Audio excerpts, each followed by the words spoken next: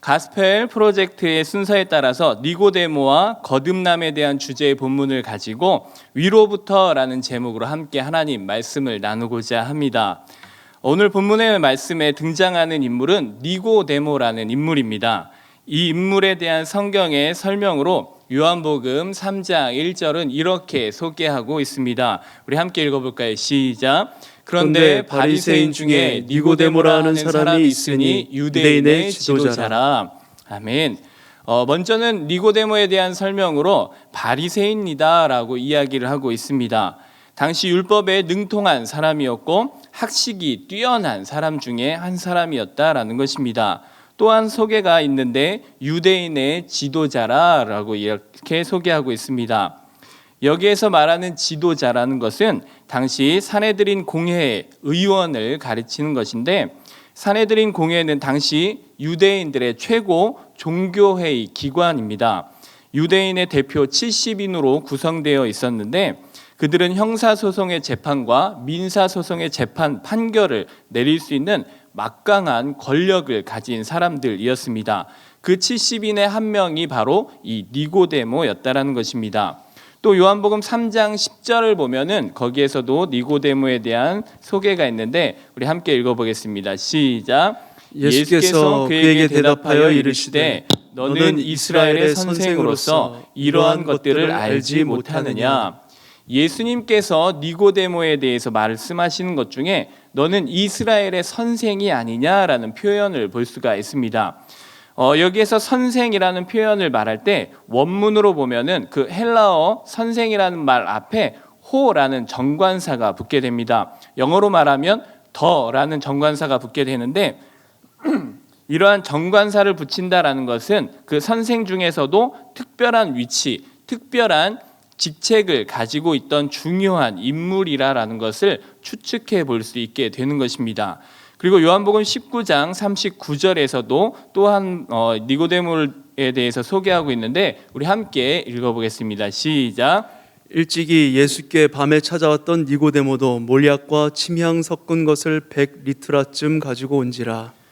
예수님이 십자가에 못 박혀 죽으시고 이제 유대인의 장례법대로 장례를 치르는 장면인데, 그때 니고데모가 와서 시체에 바르는 몰약과 침향을 섞은 것 100리트라쯤, 즉 100근, 키로수로 이야기한다면 34kg 정도, 가장 귀한 향수를 34kg나 내놓았다라는 것입니다.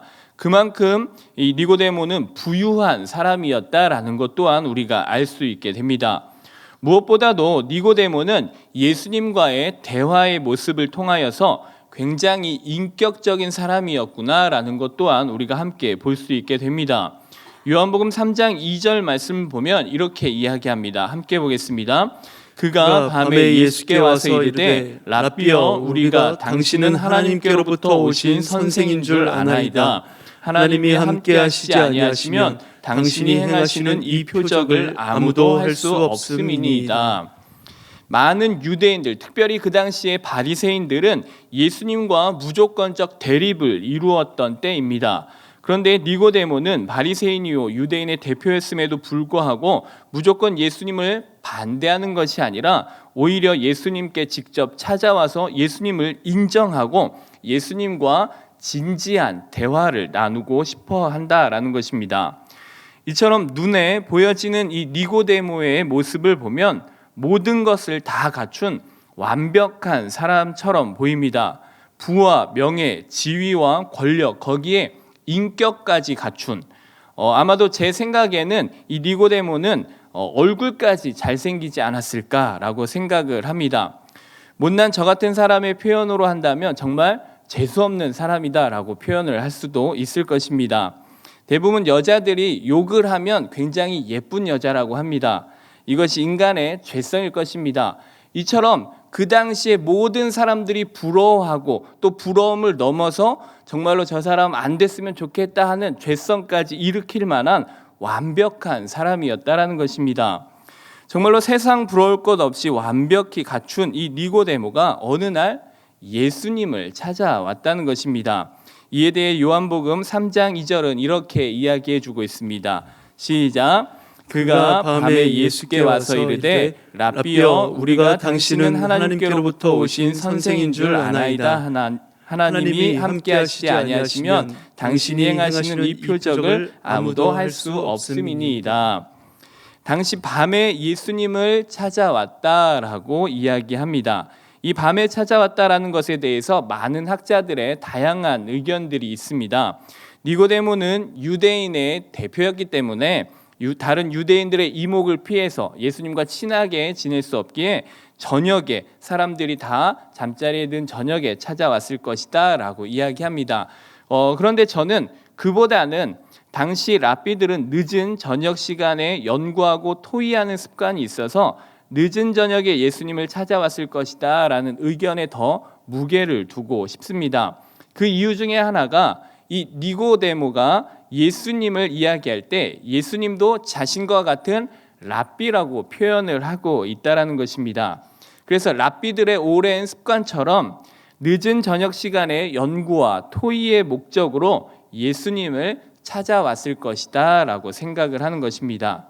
또 그리고 니고데모의 말에서 알 수 있듯이 예수님을 여느 다른 랍비들과는 다른 뭔가 더 특별한 지혜와 지식이 있다라는 것을 인정하고 있다라는 모습을 볼 때 예수님을 통해 자기의 학식을 더욱더 넓히고 또 그 폭을 넓히며 깊이도 깊이 하고자 이 만남을 요청했던 것으로 볼 수 있다라는 것입니다.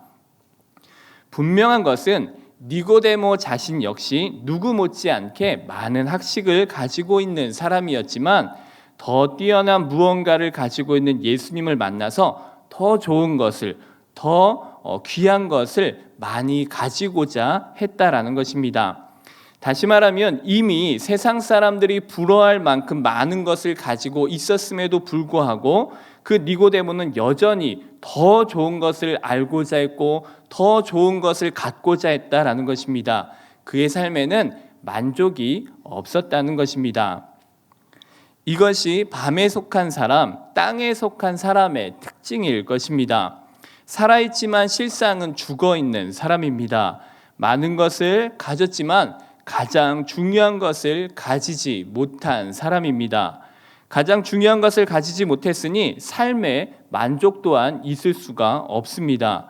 늘 부족함을 느낄 수밖에 없는 것입니다. 그래서 자꾸만 땅에 속한 사람은 계속해서 땅에 있는 것으로 자신의 부족함을 채우려 하지만 여전히 부족하다 느낄 수밖에 없다는 것입니다. 그렇다면 부족을 모르는 완전한 사람은 어떠한 모습일까? 이 완전한 사람에 대한 모습을 하나님께서 창조하신 창조의 원형에서 찾아볼 수가 있습니다. 그 모습을 창세기 2장 7절에서 말씀해 주고 계시는데 우리 함께 읽어보겠습니다. 시작. 여호와 하나님이 땅의 흙으로 사람을 지으시고 생기를 그 코에 불어넣으시니 사람이 생명이 되니라. 아멘. 사람의 모양만이 아니라 그 모양 안에 하나님의 생명을 담아야 완전한 사람이 될 수 있다라는 것입니다. 그래서 어떤 책에는 조금은 극단적인 표현일 수도 있지만 하나님의 생명이 없는 사람은 진흙덩어리에 불과하다라는 표현도 있습니다. 원어적으로 보면 흙도 아니고 먼지다라고 표현을 하게 됩니다.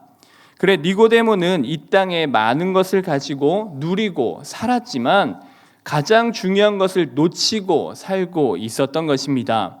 하지만 그것도 모른 채 예수님을 찾아와 또 다른 더 좋은 지식과 더 좋은 학문을 그 안에 채우려고 했던 것입니다.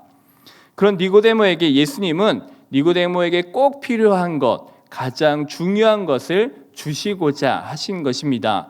요한복음 3장 3절 말씀을 우리 함께 읽어보겠습니다. 시작. 예수께서 대답하여 이르시되 진실로 진실로 내게 이르노니 사람이 거듭나지 아니하면 하나님의 나라를 볼 수 없느니라. 아멘. 예수님을 찾아와 표적을 요구하고 더 좋은 지식, 더 넓은 학문을 배우려고 했던 니고데모에게 뜬금없이 예수님은 너 거듭남에 대해서 아니, 너 거듭나야 천국을 볼 수 있다라고 이야기하고 있다라는 것입니다. 왠지 뭔가 앞뒤가 맞지 않는 대화인 것 같지만 앞에서 설명했던 것처럼 더 좋은 것, 이 땅의 것을 요구하고 있던 니고데모에게 하나님은 정말 필요한 것, 거듭난 영원한 생명을 소개하고 싶어 하셨다라는 것으로 볼 때 충분히 이해가 가실 거라 생각이 됩니다. 이처럼 예수님을 찾아온 니고데모에게 그에게 없는 것, 그에게 꼭 필요한 것을 주시고자 하셨던 것입니다. 예수님이 니고데모에게 주시고자 하셨던 것은 니고데모가 필요로 했던 이 땅의 뛰어난 학문이나 그가 원했던 표적이 아니었습니다. 위로부터 오는 것이니 거듭남, 영원한 생명에 관한 것이었습니다. 여기에서 거듭나다라는 말은 새롭게 태어난다라는 뜻이 있습니다. 디도서 3장 5절에서 이것을 자세히 설명해 주고 있는데 우리 함께 읽어보겠습니다. 시작. 우리를 구원하시되 우리가 행한 바 의로운 행위로 말미암지 아니하고 오직 그의 긍휼하심을 따라 중생의 씻음과 성령의 새롭게 하심으로 하셨나니. 아멘. 거듭남다라는 것은 우리의 힘과 능력으로 되는 것이 아니다라는 것입니다. 하나님의 긍휼하심을 따라 죄 용서와 성령의 새롭게 하심으로만 가능하다라는 것이기에 이것은 땅에서 나는 것이 아니라 위로부터 오는 하나님의 은혜여야 한다라는 것입니다. 그래서 이 거듭남이란 단어의 원어를 보면 아노텐이라는 헬라어 단어를 쓰는데 이 헬라어 단어의 원뜻도 위로부터 난다라는 뜻이 있습니다. 이처럼 우리를 살리고 우리를 만족해 하는 것은 이 땅에 나는 것이 아니라 위로부터 오는 것임을 우리는 기억해야 하는 것입니다. 그래서 땅의 것, 아래 것으로 살아온 니고데모는 이 부분을 이해할 수가 없었다라는 것입니다. 이처럼 우리 인간은 이 땅의 것으로 만족을 삼으려 하고 이 땅의 것을 쌓아 평안을 얻으려고 합니다. 그래서 나타나는 현상이 무엇이겠습니까? 바벨탑을 쌓는 것입니다. 아래로부터 위로 올라가고자 하는 인간의 욕심, 본성, 그래서 땅의 것을 쌓아 하늘에 닿게 하려는 이 인간의 욕심이 바로 인간의 죄성 안에 나오고 있는 땅의 사람의 속성인 것입니다. 그러나 진짜 우리를 살리는 역사는 모두 위로부터 아래로 나온다라는 것을 우리는 잊지 말아야 합니다. 우리를 살리는 은혜도 위로부터 아래로 흐르고 우리를 살리시기 위해 이 땅에 오신 예수님도 위로부터, 성령 강림도 위로부터라는 사실입니다. 그래서 야고보서 1장 17절 말씀에서는 이렇게 말씀해 주십니다. 우리 함께 읽겠습니다. 시작. 각양 좋은 은사와 온전한 선물이 다 위로부터 빛들의 아버지께로서 내려오나니 그는 변함도 없으시고 회전하는 그림자도 없으시니라. 아멘. 각양 좋은 은사와 온전한 선물, 이 모든 것들은 다 위로부터 빛들의 아버지께로부터 우리에게 내려온다라는 것입니다. 우리를 살리고 우리에게 꼭 필요한 것들은 위로부터 온다라는 사실을 기억하시고 우리는 위로부터 오는 것을 구하고 위로부터 오는 것을 사모할 수 있는 사람이 되어야 하는 것입니다. 그렇다면 우리가 여기에서 궁금한 거 하나가 있습니다. 그렇다면 하나님께서는 왜 자격 없는 우리에게 굳이 이렇게 하늘로부터 각양 좋은 것들을 우리에게 넘치도록 부으실까라는 것입니다. 그 이유는 딱 하나입니다. 살게 하시려고, 영원히 하나님과 함께 살게 하시려고입니다. 앞에서 말씀드린 것처럼 니고데모는 이 땅에서는 부족함 없이 정말로 남부러울 것 없는 사람이었습니다. 세상 모든 사람들이 부러워할 만큼 모든 것을 가진 사람이었습니다. 그러나 그 안에 가장 중요한 것이 없었으니 영원한 생명이 없었다는 것입니다. 그래 예수님은 그를 살리고 싶으셨습니다. 그래서 밤중에 찾아온 니고데모에게 거듭남을 말씀해 주시고 그래서 밤중에 찾아온 니고데모에게 자신이 이 땅에 오신 이유와 이 땅에서 이루실 구원 사역을 말씀해 주신 것입니다. 그리고 밤중에 있는 니고데모에게 진리를 통하여 그 밤중에 거하지 말고 내 빛으로 오기를 원하셨다라는 것입니다. 요한복음 3장 16절로 17절 말씀 우리 함께 큰 소리로 읽겠습니다. 시작. 하나님이 세상을 이처럼 사랑하사 독생자를 주셨으니 이는 그를 믿는 자마다 멸망하지 않고 영생을 얻게 하려 하심이라. 하나님이 그 아들을 세상에 보내신 것은 세상을 심판하려 하심이 아니요 그로 말미암아 세상이 구원을 받게 하려 하심이라. 아멘. 이처럼 하나님은 언제나 하나님의 백성들이 살아나기를 원하고 또 원하고 계신다는 것입니다. 그래서 독생자도 아낌없이 이 땅에 우리에게 보내주셨다라는 것입니다. 이처럼 하나님은 지금도 여전히 하나님의 백성인 우리들이 살아나기를 원하고 계십니다. 우리가 잘 알고 있는 말씀, 또 좋아하는 말씀 중에 하나가 하박국 3장 2절 말씀입니다. 하박국 3장 2절 말씀 우리 함께 읽어보도록 하겠습니다. 시작. 여호와여, 내가 주께 대한 소문을 듣고 놀랐나이다. 여호와여, 주는 주의 일을 이 수년 내에 부응하게 하옵소서. 이 수년 내에 나타내시옵소서. 진노 중에라도 긍휼을 잊지 마옵소서. 우리에게 부응을 허락하여 주시옵소서. 이 말씀 우리가 너무나도 좋아하는 말씀이고, 좋아하는 단어 부흥의 단어가 유일하게 신구약 성경 중 이곳에 기록되어 있습니다. 한글로 부흥이란 단어는 신구약 성경 중 하박국 3장 2절에 딱 한 군데에 기록되어 있습니다. 그런데 히브리어 원어로 보면은 이 부흥이란 단어는 히야라는 단어를 쓰는데, 이 히야라는 단어는 여러 군데에 기록되어 있습니다.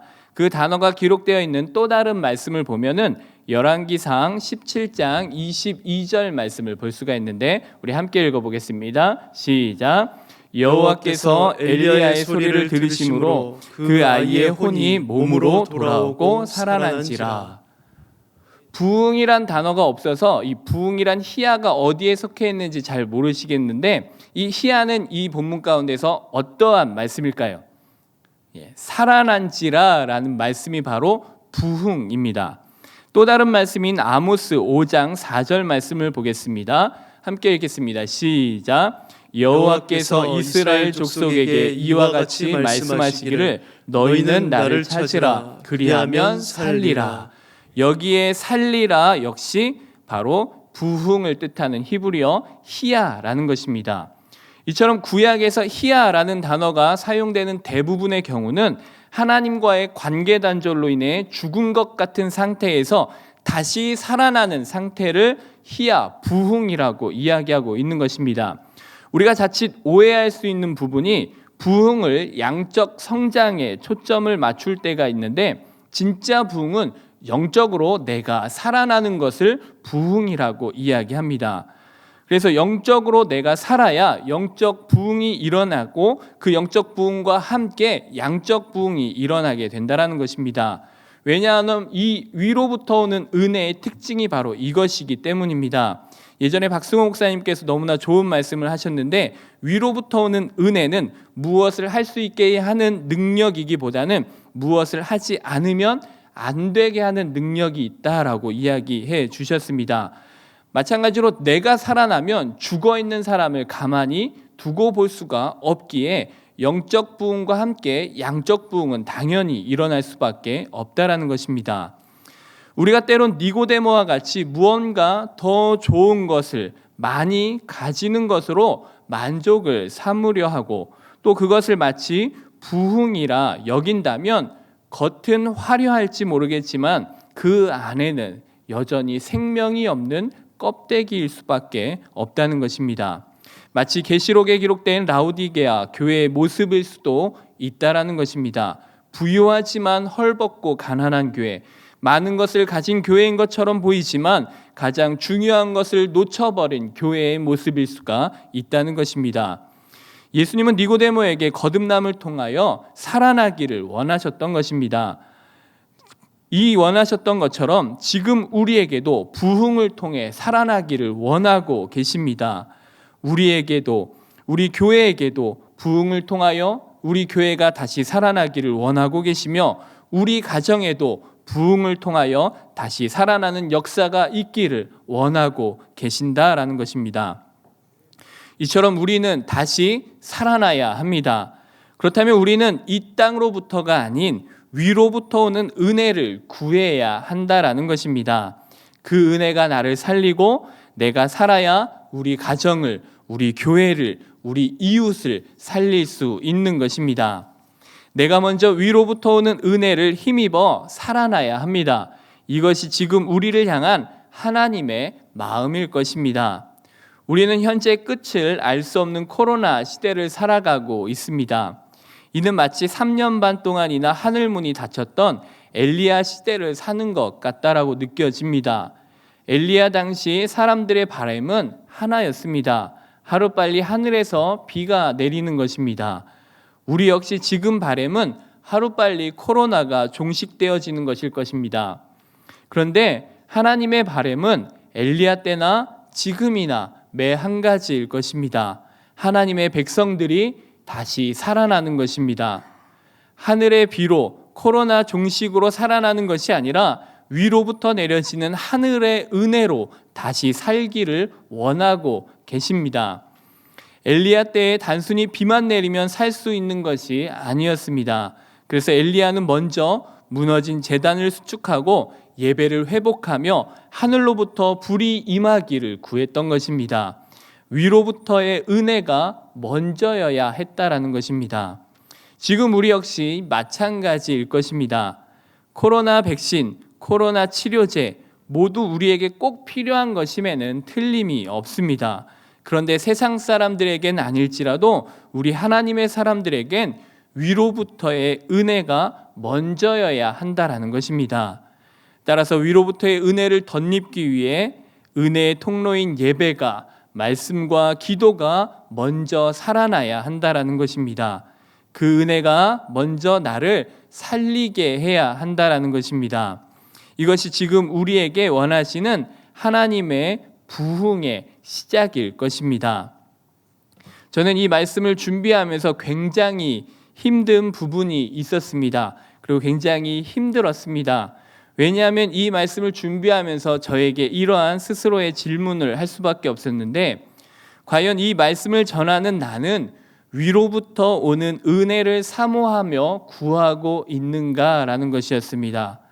또 하나는 과연 나는 이 말씀처럼 부흥을 꿈꾸며 살아있는가라는 스스로의 질문 앞에서 쉽게 대답할 수가 없었다라는 것입니다. 그래서 이 말씀을 준비하면서 너무나도 소화도 안 되고 몸도 불편하고 마음도 불편하고 머리도 아프고 굉장히 힘들었습니다. 사역자로서 너무나도 부끄러운 고백인데 근래 제 마음에는 엄청나게 큰 요동이 있었기 때문입니다. 하나님 앞에 기도하다가 뜬금없이 이런 기도가 나왔던 것입니다. 하나님, 나도 내 집이 갖고 싶어요. 하나님, 나도 더 좋은 차가 타고 싶어요 라는 마음이 내 마음 가운데 요동치며 혼란스러움이 내 안에 왔었다라는 것입니다. 솔직히 말해서 아직도 지금도 그 마음이 완전히 잡혔다라고 말할 수는 없을 것입니다. 사역자로서 이러한 세속적인 마음이 있다라는 것이 너무나도 부끄럽고 또 말하기 힘든 부분 중에 하나였습니다. 이렇게 마음이 힘들고 어려울 때 예전에 담임 목사님께서 해주셨던 말씀이 떠올랐습니다.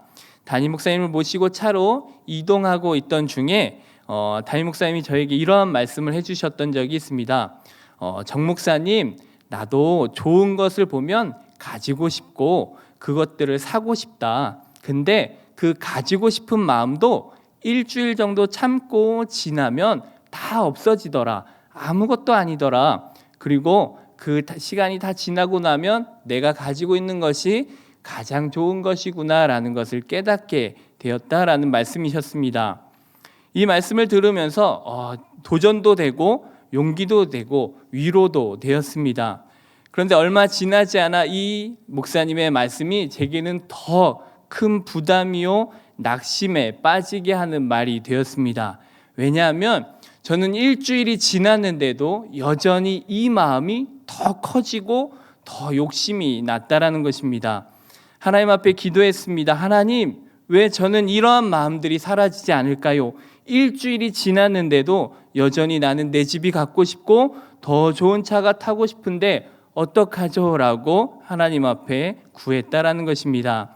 그런데 사실 제 자신을 다시 한번 돌아보면 이미 하나님은 제게 너무나 많은 것을 주셨는데 전에 우리 교회에 없던 사태까지 만들어서 저에게 주셨고 또 전에 우리 가족에게 딱 맞는 차도 주셨는데 마치 니고데모처럼 나는 여전히 더 좋은 것을 갖고 싶은 욕심에 내 안에 더 많은 것을, 더 좋은 것을 요구하고 있는 모습을 보게 되었다라는 것입니다.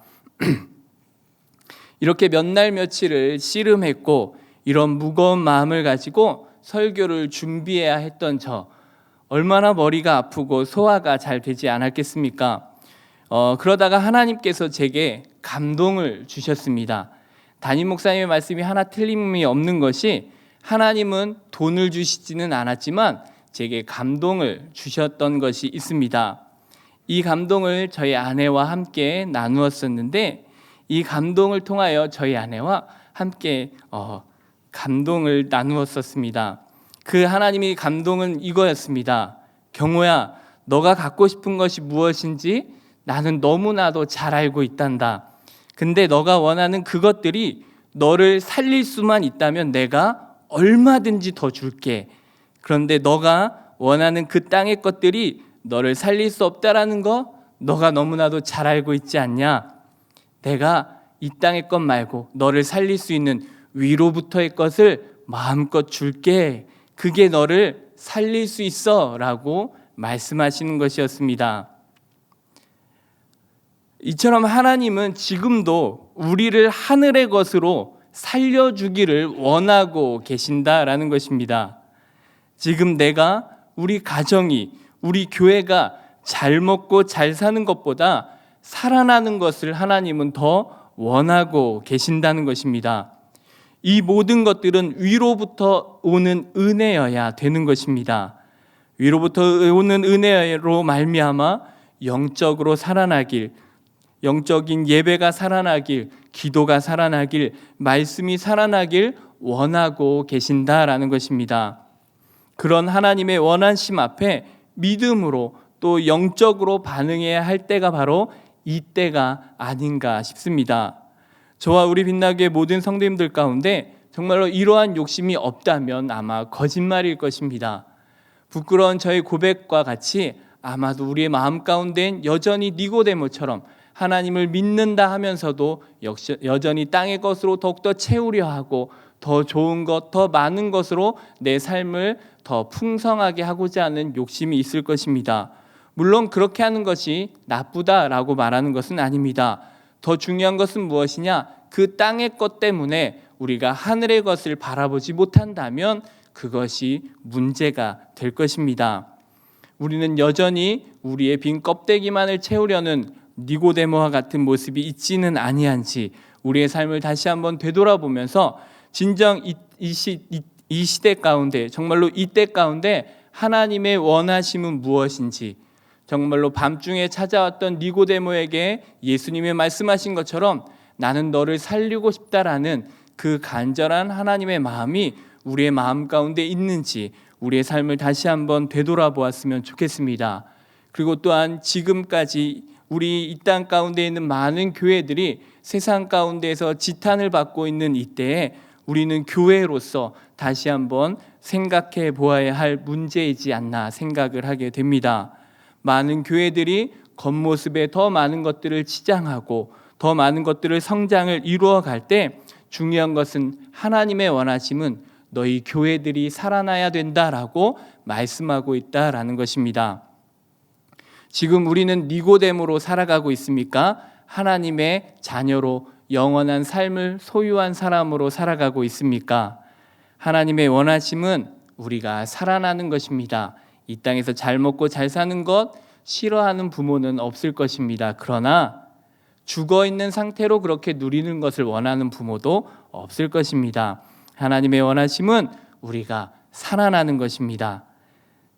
이 시대 정말로 그 하나님의 원하심 앞에 믿음으로 영적으로 반응할 수 있는 저와 우리 빛나교의 모든 성도님들 되시기를 예수님의 이름으로 간절히 축원합니다. 우리 함께 찬양하며 하나님 앞에 믿음의 고백을 이루었으면 좋겠습니다. 우리 이 땅의 황무함을 보소서 함께 찬양하며 우리 살려달라고, 우리 교회를 살려달라고, 우리의 가정을 살려달라고 간절한 마음으로 부흥을 꿈꾸며 우리 함께 찬양하겠습니다.